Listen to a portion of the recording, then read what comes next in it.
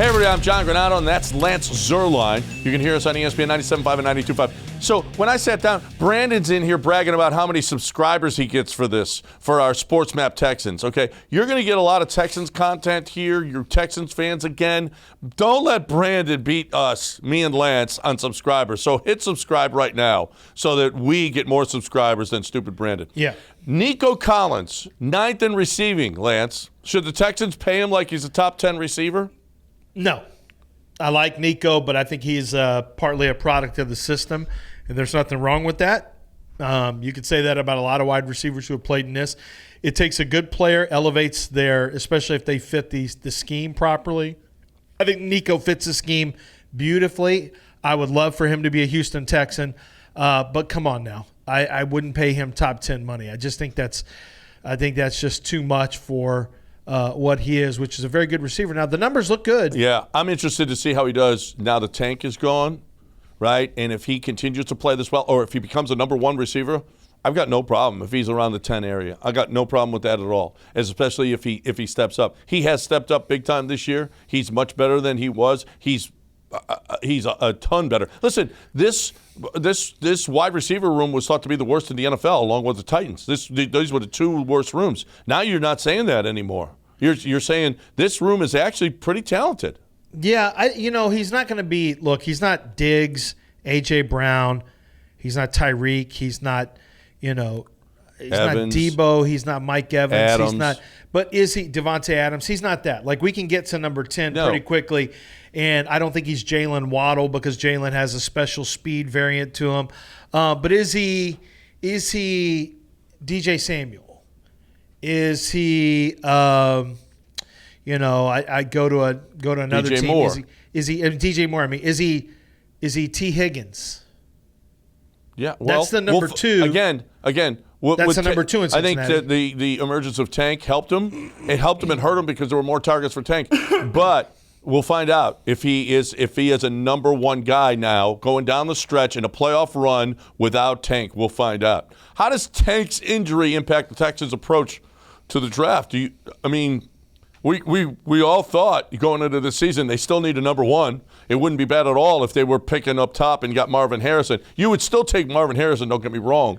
But I think that wide receiver's a little bit lower on the list than it was before. I think the way Tank has played, wide receiver. It's something you can look at in free agency. You can find another wide receiver if you want. Certainly Noah Brown's been better than expected. You've had a lot more than expected from Tank Dell as a rookie, although, I was very high on him. A lot of people were very high on him. I think that what you want to do if you're the Texans is you really have to prioritize what's going to make us the best defense or the best offense. And right now, it's tougher. Honestly, it's tougher on the offensive side. If I were to pick a position, I mean, you could look at – I think the offensive line needs to be better, but when everyone's healthy, you've got guys in place. Your running backs, you're not going to spend an early pick on a running back. Tight end is a position you could take a look at. But you may say, wide receiver. If we're going to look at – we're glad Tank's doing well. You don't know how long Nico Collins is going to be here. I still think wide receiver is one of those that is going to be a pick within the first 3 rounds for sure. I know what I'm going to do. I'm going to drink a cold, clean, crisp, refreshing Coors Light because that's what I do.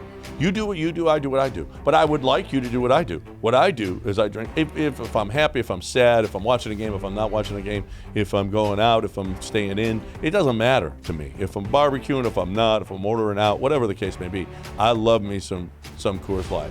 I am going to throw some down today. I'm just warning you. I'm just saying. That's all I'm saying.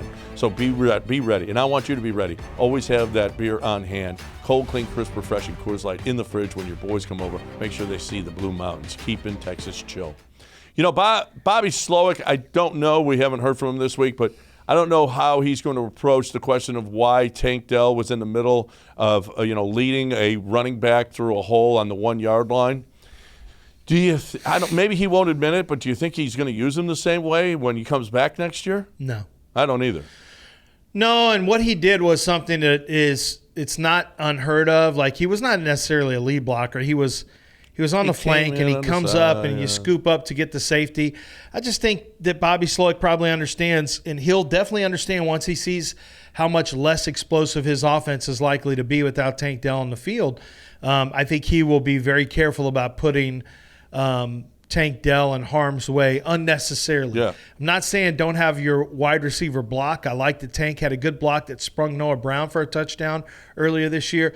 But I do think that, come on now, we're talking about a smaller guy. That's different. Yeah. He's blocking downfield. That's a different story. Sure. Use him as a decoy or whatever. You don't put your quarterback in harm's way. You don't put him in the middle of piles. You don't put a 160-pound guy in the middle of all of that massive humanity. You just don't do that. Right. It's not smart football. Use Tank as a decoy from now on. All right, and don't put him in the middle of that. Don't put him in harm's way. We need Tank on the field. Thank you. Good night.